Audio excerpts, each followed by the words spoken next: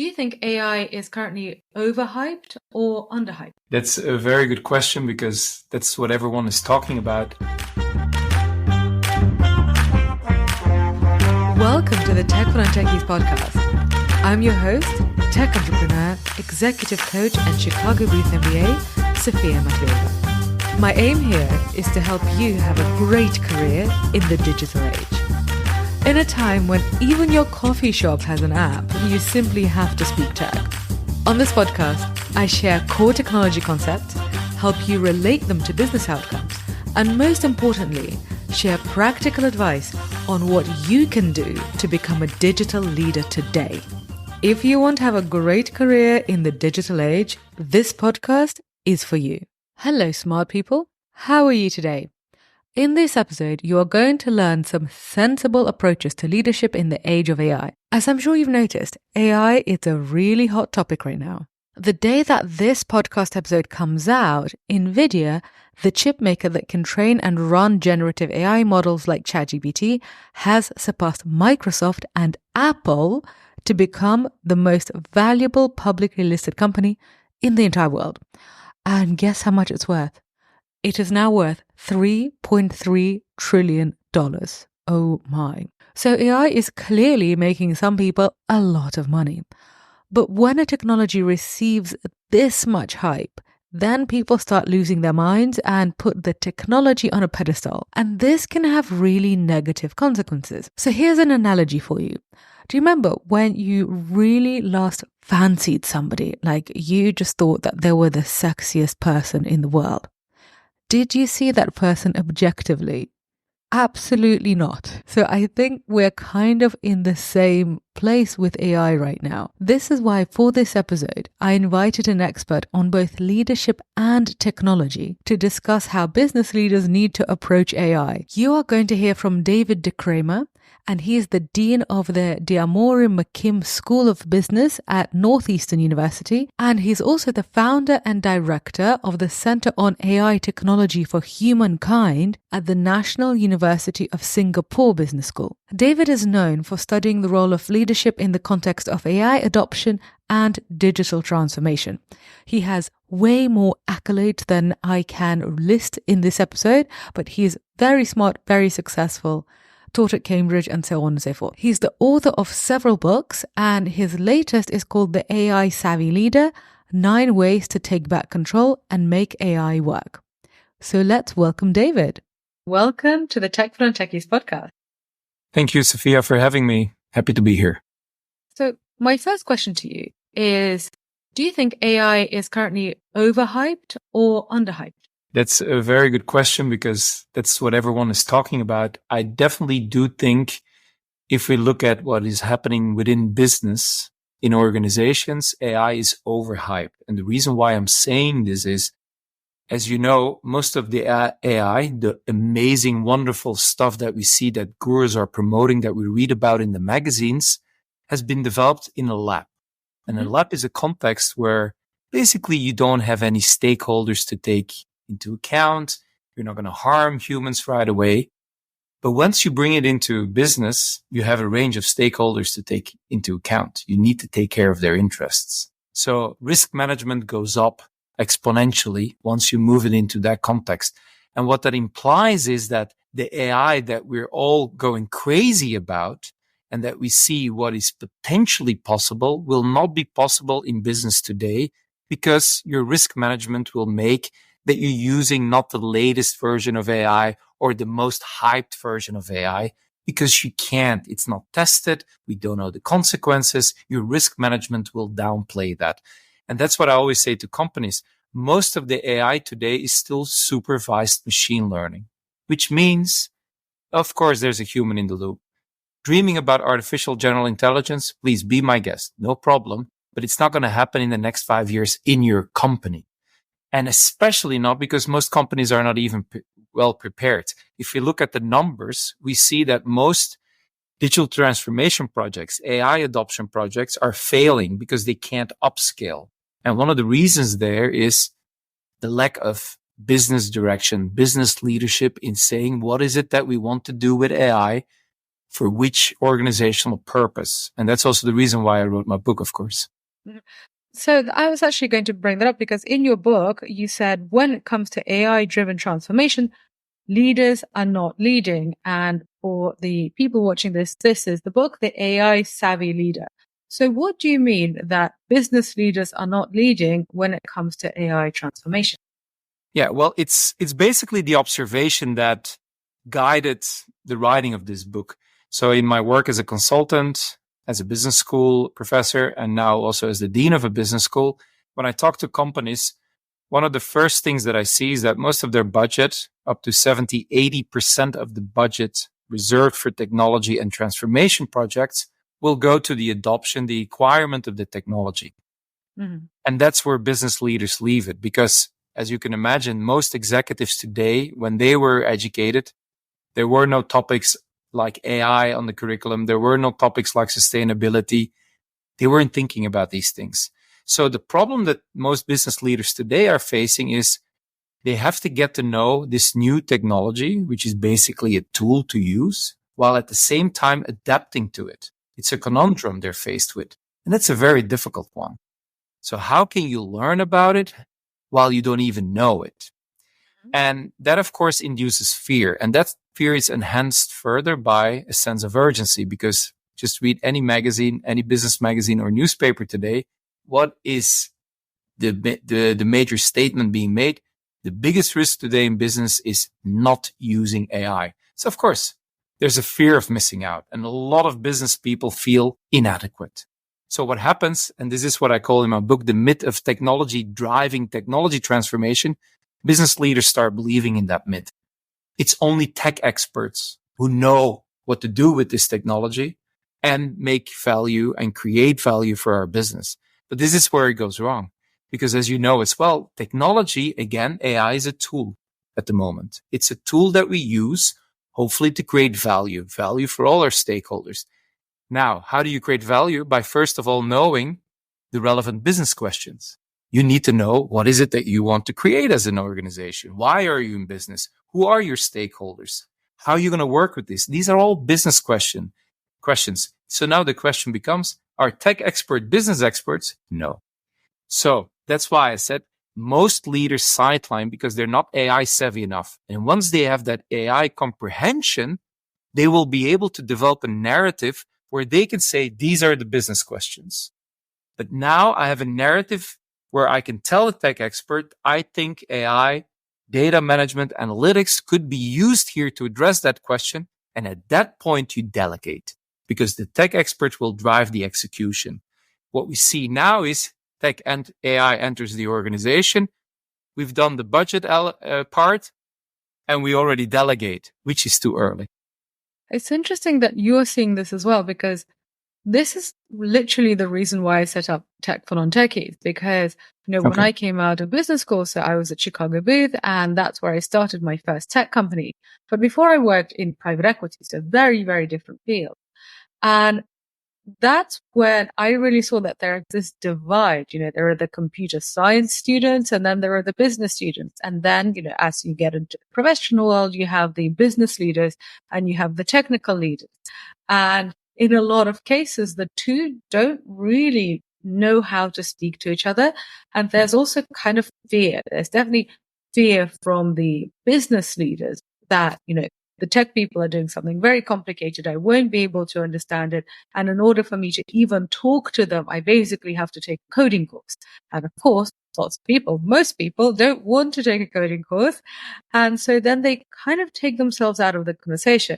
But then you're right. When you have investors breathing down your neck saying, okay, what are you doing with AI? You've got to have an answer. So you end up in this awful situation. But I'm curious what your view is. What is it that a business professional needs to know about AI to be an effective leader, to know when to delegate? Because there's that fine line, they need to learn something new, but they also don't need to learn everything. Exactly. It's a very good point. And that refers to the AI savvy leader in the title of my book. And what is that savviness? That's an important question. As a dean of a business school myself, of course, I'm asking this question every day almost. Where do we need to guide our students? Which direction? And I always say, look, as a business school student, you don't need to know which large language models there will be in 3 years or 5 years' time. That's what computer scientists need to know. And they won't even know either because things are going so fast. But what you need to know, and so I implemented an AI strategy in our business school where we start from the assumptions AI is a tool. It's a tool to create value and preferably holistic value, going from promoting efficiency and productivity to well-being, to innovation. It's different dimensions. And for example, with generative AI, it's not simply like following it. You're not following AI. You're still leading AI. So that means it's not just using content. It's really about the transition from content to knowledge. Same thing in business. So that's what I expect from my students, that they can use AI. I'm fine. Use it in the classroom, but you're not being evaluated anymore based on what you generate. You're being evaluated what you do with that generated content. And that's the same for business leaders. They need to understand today the leadership behaviors that were relevant in the past, like being visionary, empowering, creating trust, making sure communication is clear. There's a feedback cycle. It's still relevant today, but with this difference, there's a new type of coworker which you use as a tool. So you need to leverage the human abilities and at the same time have enough comprehension of AI so that you can augment that human intelligence. And that's where your company is going to perform better, faster, and be more competitive. So going back to your question then, so what is it that they need to learn? This goes, of course, beyond mere coding experiences. This is literally about what is human intelligence about? What is artificial intelligence about? What are the weaknesses and strengths? So in my classes, and I do this for boards as well, because they're even in more need to understand AI, is, this is what is uniquely human. This is what an AI will not do. So just explaining what is supervised, unsupervised. It's statistics. It's generating, it's probability, it's predictive. What do these things mean? And then you can compare it to what does a human do? Because actually we need to stop with the narrative of comparing artificial intelligence so explicitly with human intelligence. It's comparing apples and oranges. They are different. But if you can get that, then you know how to best use your people and at the same time use AI for the routine tasks. Use AI for certain procedures that will help your people to work on their strengths. Once you start understanding that, you can develop a narrative. And that's actually the AI 7 leader today. Basically a narrator who brings down the silos that you refer to. The tech experts and the business experts, because they don't communicate. They don't communicate as students and they don't communicate in the business world. So that's... But don't you think that what you're talking about really refers to the white collar profession? Because yes, for example, you could have, a marketer. So for example, my social media team has been using AI tools to, chop up the YouTube videos of the interviews that I do on the Non-Techies channel, for example. And that has been a huge time saver, which is wonderful because then they can do far more interesting and creative things than chopping up videos manually. So as an employer in a professional services firm, I'm very happy.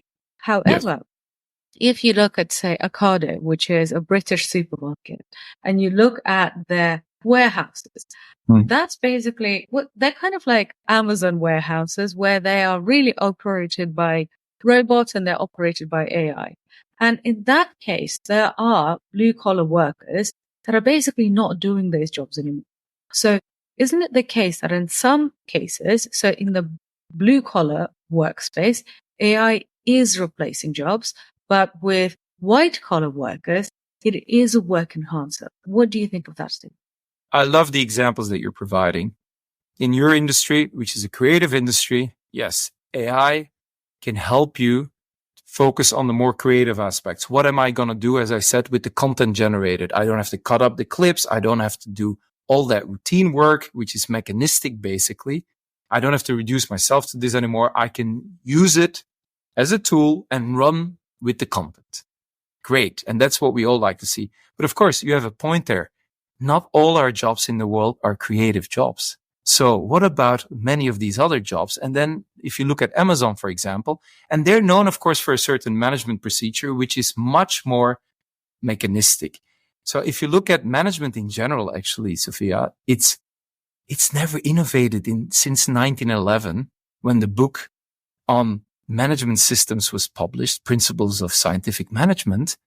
It's still managing to not rock the boat, status quo. And over the years, management roles have become data management roles, ticking boxes, making sure the metrics are fulfilled. That's obviously a job for an AI. Any AI can do this. So this is what I call the new MBA. It's not a new degree, but it's management by algorithm. So management roles today, they've evolved into basically data management roles. They have to tick boxes. They have to make sure the metrics are there. The metrics are being met. And this is what managers complain about. They don't have time to lead. They're basically managing and supervising data. And that's what an AI can do. I call this management by algorithm, the new MBA, not a degree, but what is really happening to the blue workers, as you said. And Amazon is a great example of this. I mean, there were several stories of people who felt like treated like robots. They were working on the assembly lines or they were supervising these teams. But because everything's so mechanistic, an AI can easily take over. So management by algorithm is a reality today. And this emphasizes something. What is the difference between Amazon and then you? And your job is, what does it mean to be a human at work? The identity of a human at work. You're a creator. And you can value a human identity because of his authenticity and creativity. Whereas in companies like Amazon and the examples here we're providing here, how they work, we're reducing people almost to a data point. And that's where the balance is very sensitive and that you need to try to achieve as an AI savvy leader. So yes, you need to know the AI, use it as a tool, but you need to reward people for being human still. Because that's what people are looking for. They have fear as well. They're facing uncertainty. Many companies are talking about the jobs of the future, but I don't see many companies actively investing in creating these jobs already. What you see happening mostly is that companies bring in AI and they fragment jobs because a job is seen as a number of tasks. Some tasks are being automated. And to your point, if it's a creative industry, that can work because then people create new tasks for themselves because they can focus on it. But if you see in more marketing, just more mechanistic management structures like Amazon, like Walmart, any company that fits that profile, you'll see that once the tasks are being taken away, it's very difficult in that context to create new dimensions in your job if the organization doesn't invest in it. I wonder what investors really should take from this, because out of my audience, there are corporate leaders, there are startup founders, and also there are investors. And I think, I'm going to blame the investors partly for what's been happening because I have seen this. I have seen equity analysts ask on earnings calls, ask the CEO what their AI strategy is and how they're going to use AI to, cut costs and so on. And I think a lot of the time the analysts themselves or the investors themselves don't really understand the question that they're asking. But then that puts pressure, especially on a public company CEO, to then basically do something about it. So then, every company now in their earnings report has to say that they have an AI strategy and how wonderful it is. And so I wonder, given this discussion, now that you have the ear of some investors, what would you say to them, when it comes to AI and what they should realistically expect of companies today? Well, you've said a lot of things that I agree with, first of all, but also very interesting, the notions. So let me start with the word that you used, AI strategy. Companies need to report. They have an AI strategy and they need to report to their boards who even understand less than most business leaders. They really need to be educated because they're governing it, but they don't even understand. So AI is not a strategy. That's where it starts. And why am I saying this? Because if you say AI strategy, it means the primary focus is the technology. Humans come second because it's a new way of thinking and working. And that's what I describe in my book. That's what most people, business leaders think. It's a new way of thinking. It's a new direction. So what is a human-centered perspective from that way? Oh, we use AI, but humans are asked to think like an AI, like a computer. Whereas the truly human-centered approach, but to achieve augmentation, what I said, enhance human intelligence, like in your job, is no, AI needs to be used, implemented, and preferably developed in line with a human intuition to make sure they can excel. It's a completely different point of view. That's where the education starts. Now, having clarified this, what business leaders should learn from this is that why are they actually believing overhype? Because to your point, tech startups, tech companies are scaring them because they want more investment, but they're scaring and they're making them happy at the same time, saying we have artificial general intelligence in 3 years. Of course, people want to invest because they don't want to lose out.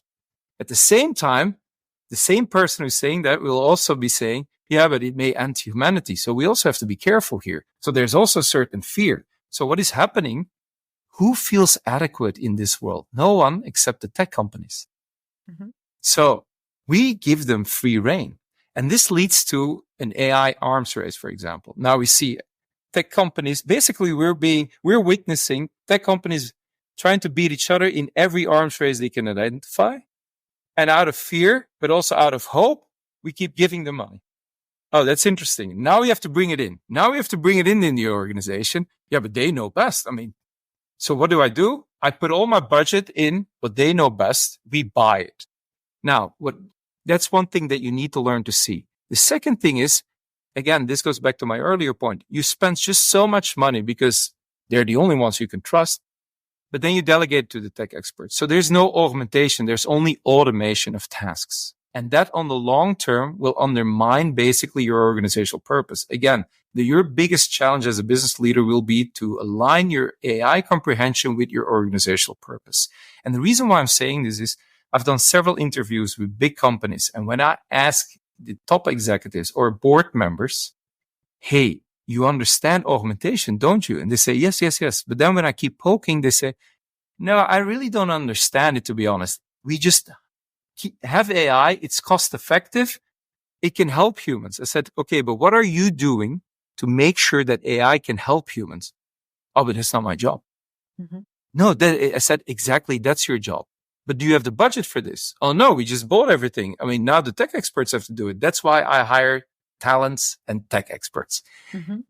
Said, you're forgetting one thing. The most expensive part of the AI adoption is the augmentation process, which means to train your people to learn to work with it, to create conditions that people don't have distrust and undermine the use of AI, reduce their fear, empower them, create flat communication cultures where they can give feedback, because no AI model is perfect from its first run.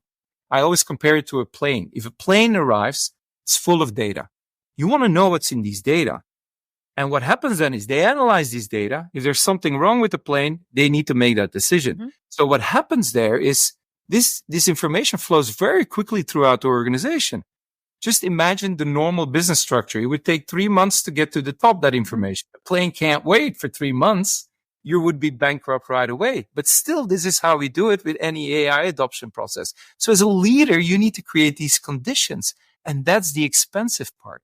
Yes, you pay for the technology, but then when it's in the company, that's where you're going to invest. So 2 very big lessons. So see what's happening and see what you need to do. So as my last question, I'm wondering what your advice is of kind of what is one practical thing that a business leader could do once they get to work. So there are lots of people who listen to this show on their commute while they're going to work. So literally you could give them some sort of insight or some sort of task that they could get on with the moment they get to the office. And what should that task be? So first of all, lifelong learning. You have to realize AI it's a tool in action, which means it's a tool. You have to learn how to use it the way we explain it, but it's in action, keeps developing. So lifelong learning, and it's easy. I mean, I know so many executives, just 1 hour a day. You read your LinkedIn, you take some articles, or you register for a course, have that discipline, have that resilience. Second thing is have a mindset of experimentation. Like I said, once you bring in AI, it's not going to be perfect right away. People have to be adjusted to it. People need to be able to give feedback. You have to train it, retrain it. And you'll find out that sometimes you won't even have to use it in certain settings. In other settings, you may need to use it. So train yourself into having that experimentation mindset. AI is not a perfect tool. Neither are you humans, but together they can create more. So have that experimentation mindset. And thirdly, what is very important, humans first, AI second. No matter how much you automate, always give your people the feeling they're still being rewarded for being a human at work. That is extremely crucial for the sustainable long-term success of your AI adoption process. So those are three simple things already. Thank you so much, David. I've loved our conversation, and thank you very much for being on the show. Thank you again for having me. I enjoyed it. Wasn't that interesting? If you found this episode useful, then leave the show a rating and a review. And if you're not yet subscribed to this podcast, then please do subscribe so you can carry on learning how to thrive in the digital age for free. And now that you've learned a bunch of useful stuff, I wish you a wonderful day, and I shall be back in your delightful smart ears next week. Ciao!